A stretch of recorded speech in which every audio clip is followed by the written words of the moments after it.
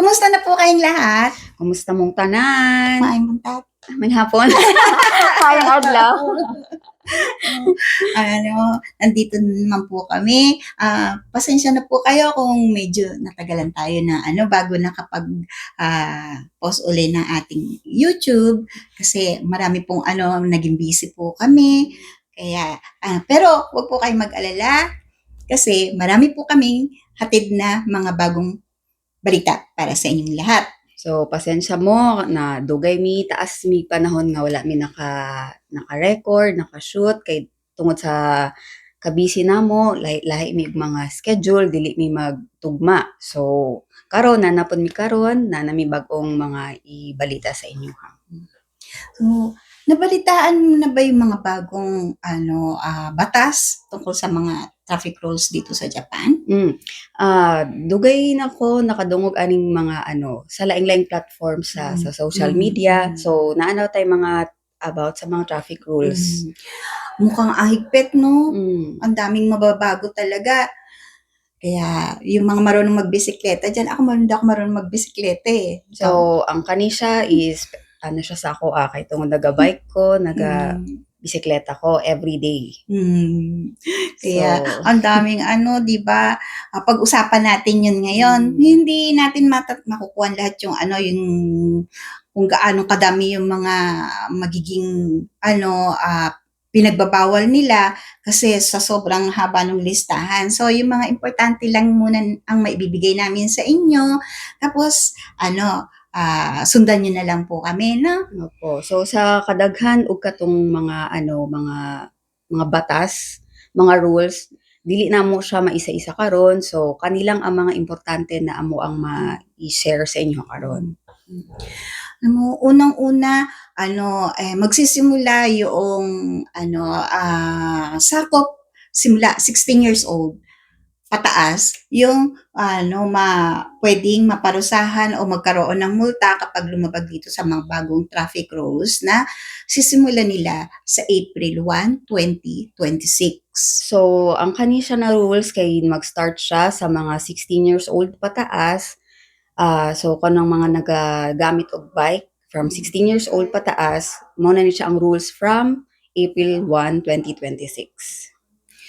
Unang-una po, ang nila, ang dami talaga kasing na-aksidente dahil dito yung pamimisikleta habang gamit ang cellphone.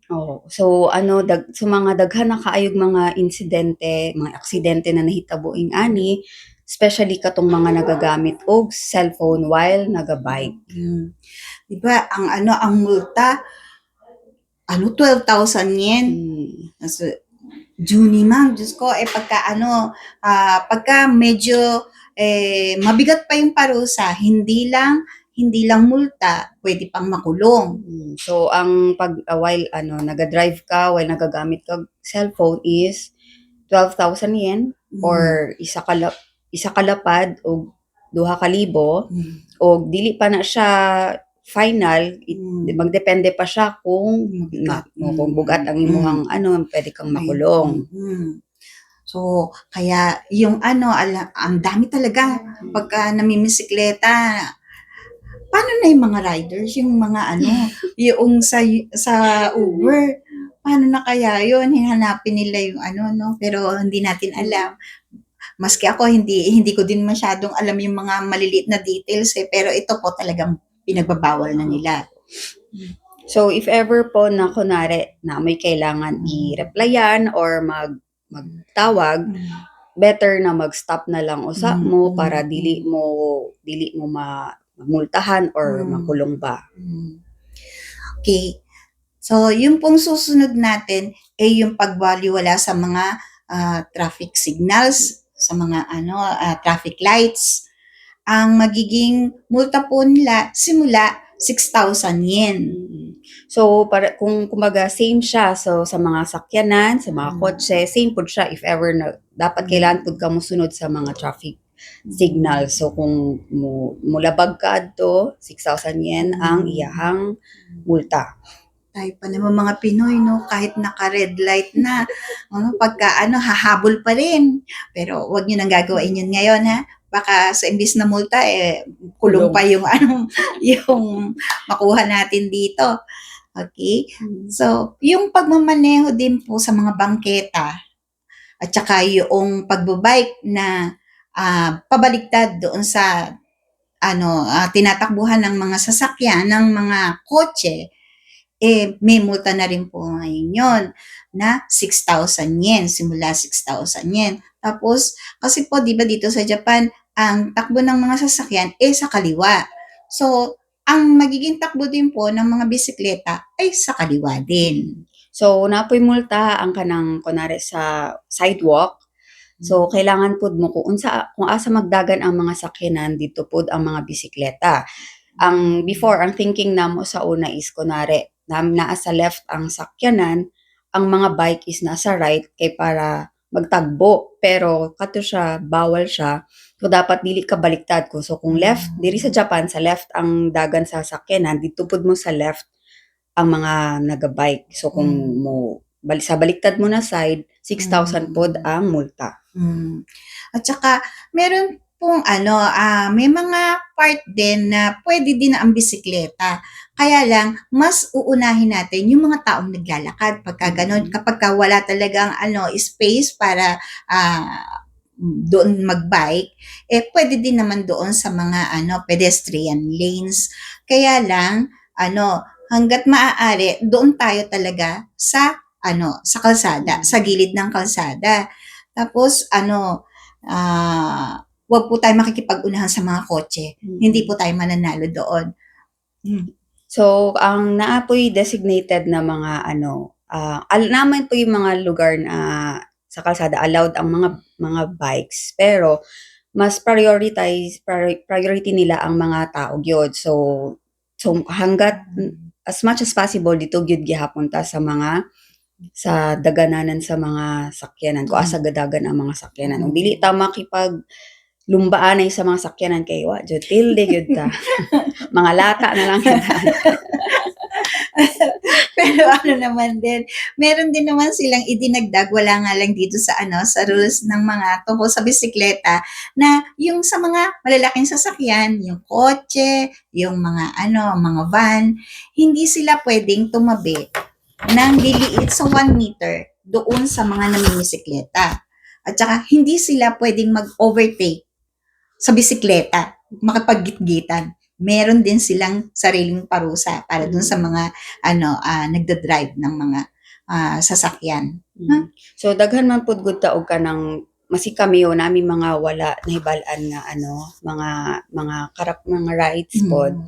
So napoy mga sakyanan na like mga trucks, dili sila pwede na mo git-git pod sa mga bike. So 1 meter 1 away, meter. opo. 1 meter ang kalagyoon para po sa safety sa driver, sa sakyanan o sa tao naga-drive og bike. Okay. Tapos bawal na din po yung angkas-angkas yung mga mamachari, hindi sila kasali doon. Pero yung hindi naman mamachari yung nila, bisikleta, tapos mag-aangkas sa likod, yung mga dyan, mag-jowa dyan. Feeling lagi nagde-date sila doon sa nakaangkas sa likod. Bawal na po yun, mahuhuli kayo. Bayad, kung hindi kayo bayad, kulong kayo noon. Kaya wala nang angkas-angkas. So, ang mga allowed lang, ang mga exempted sa kanina mga rules ay katong mga mamachari, which is katong mga bikes na naay para sa mga bata. So, ang kanang mga nag-uyab-uyab diha, nga kanang mag-angkas-angkas. Bawal mag-angkas kay 3,000 ang multa. So, kung gusto gid mo mag-angkas-angkas, di sabay mo mga kulo. So, naiwasan nila na angkas-angkas. Okay, lagot. Baka mamaya, hindi nga kayo mag-angkas. Magdalawang bike nga kayo, magdalawang bisikleta kayo, magkatabi naman yung bisikleta nyo. Sabay kayong nagbibisikleta, bawal din yun. Bawal, daghang bawal ang mga kuandiha. Bitter. Isa-isa ako hindi naman kayo. Pero para sa sa inyong safety. Oo. Sumunod na lang tayo para mahal kasi, tsaka mahirap makulong. Alam niyo naman, pagka tayo mga foreigners, nagkaroon ng konting aberya dito sa paglabag sa batas, malaking usapin na yun ngayon, lalo na sa panahon ngayon, no? Tapos, yung mga walang ilaw sa gabi na mga bisikleta, kung punuhin nyo na ngayon, lagyan nyo na ng ilaw kasi 5,000 yen ang multa doon pagka wala kayong ilaw sa bisikleta sa gabi. So kanang mga walay suga sa paggabiin na pangitngit na dapat inyo na nang start og kalikuto na ninyo din para mostly ngayon natin Foy, maski mga gabiin na like mga 7, syempre medyo ngit-ngit na siya diri. Matingala ko wala nakaon ang suga pati sa likod, like sa front ug sa likod. Kakatakot, no? Dili lang siya sa kay tungod sayang ang kwarta, sayang ang multa. Importante ang kinabuhi. So pag wala kay suga, it's either dili nimo makita ang imong or dili pud ka makitaan sa imong katagbo. So ingat jud.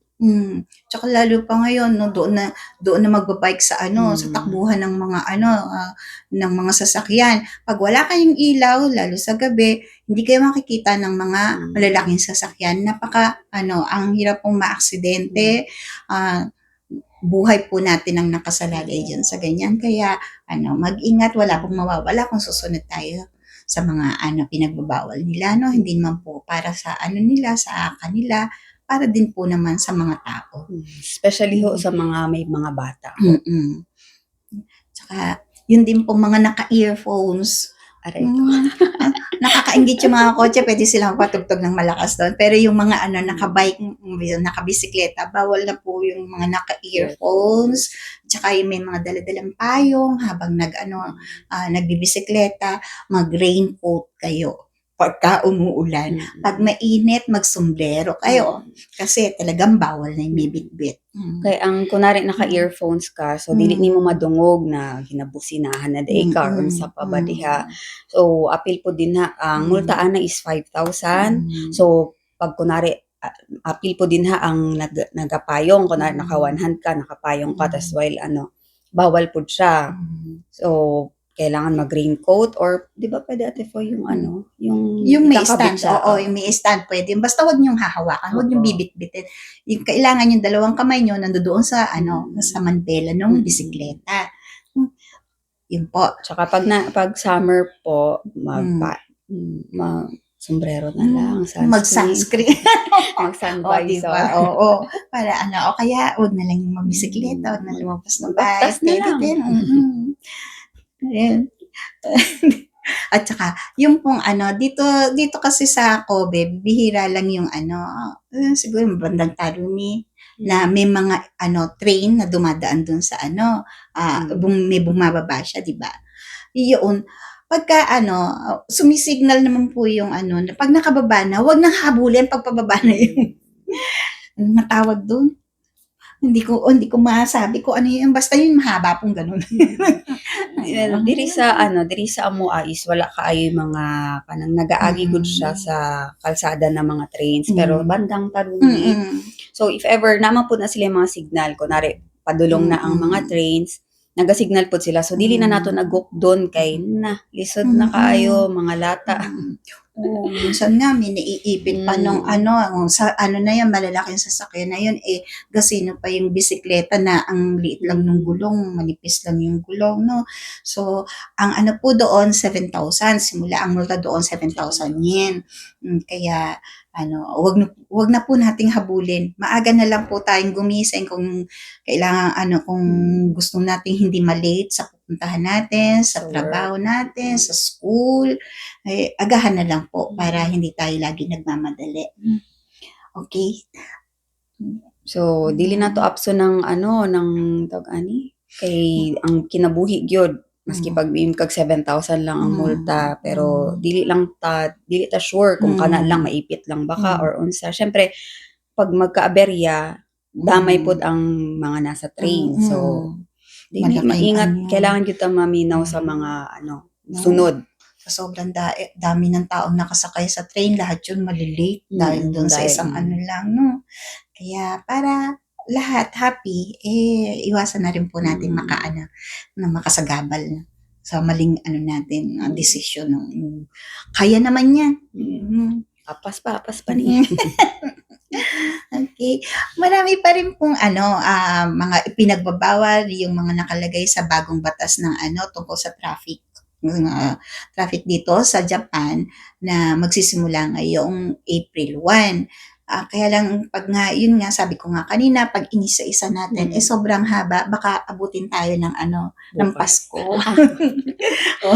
Pero wag po kayo mag-alala kasi yung mga maliliit na detalye po at saka yung mga ibang information tungkol sa traffic rules dito sa Japan, nasa nakalagay po sa homepage ng Masayang Tahanan. I-click nyo lang po at makikita nyo po doon may URL naman. Tapos, pwede nyo din pong makita sa homepage ng Hyogoken Keisatsu. Ando doon po, mas kompleto yun. Baka, kung gusto nyo malaman pati yung mga traffic rules tungkol sa mga kotse, yung malalaking ando doon po lahat. So, yun lang po, tingnan nyo lang po at makikita nyo. So, diri sa daghan na gyud siya kaayong mga gibawal. So daghan kay siya mga rules. So kung isa-isahon pa gyud nato, maabtan pa taog Pasko. So mas maayo i-check na lang ninyo sa homepage sa Masayang Tahanan. I-click ninyo, translated na po siya sa Tagalog, di ba?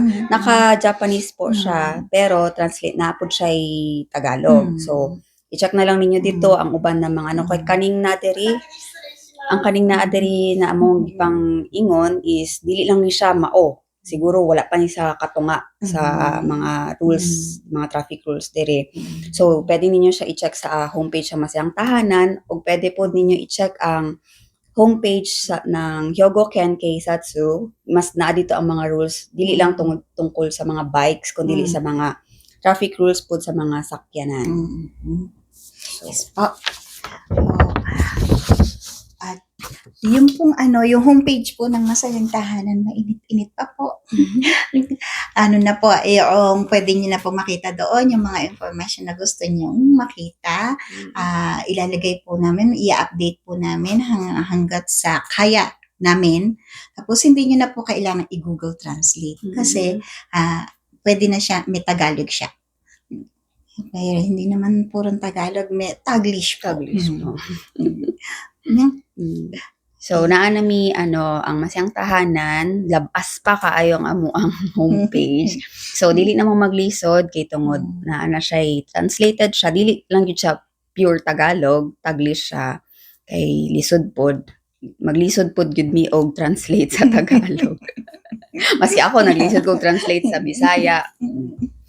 So tapos, gusto po namin pasalamatan ang Hyogo Community Foundation kasi nagagawa po natin itong magbigay sa inyo ng mga impormasyon dahil sa tulong po na ibinigay nilang pagkakataon para magkaroon tayo ng sympathy donation kung saan po meron tayong target na para sa mga gustong mag-donate sa atin, may target po tayo na 100 lapad o hakumangin. Kaya yung kung gustong mag-donate sa inyo, makita nyo naman po yung QR code at saka kung yung mga paraan doon sa homepage ng Masayang Tahanan. So, gusto namang magpasalamat sa Hyogo Community Foundation kay sila ang nagtabang sa AMUA para mabuhat ng mga ingani na mga programa na naghatod sa inyo like sa ingani makahatag mi og mga information sa inyo kay kitaba sa ilang tabang sa MUA na ami sympathy donation. So sa mga gusto mag-donate dira naaman may QR code. Makita ninyo ang QR code dito. So pwede mo mag-donate, any amount will do. So naami target is 100 kalapad for the whole year na program. よろしくお願いします。